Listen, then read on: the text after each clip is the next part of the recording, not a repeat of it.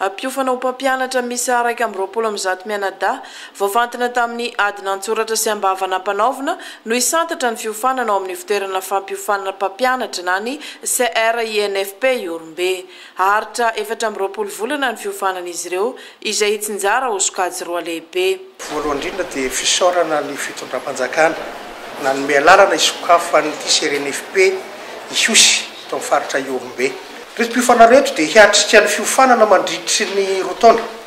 Izany hoe ao anatin'ny 4 volana izy ao anatin'ny intramuros araky ny fomba fiteny ara-teknika.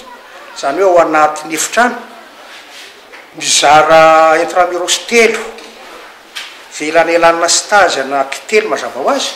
Vita ny 4 volana dia miditra amin'ny stage en responsabilitaire zareo 10 volana. Ny vinavina zany dia hoe handray mpianatra vao miditra mihitsy ry zareo ary mifindra klasy mihitsy ny mpianatra iny vao miala any.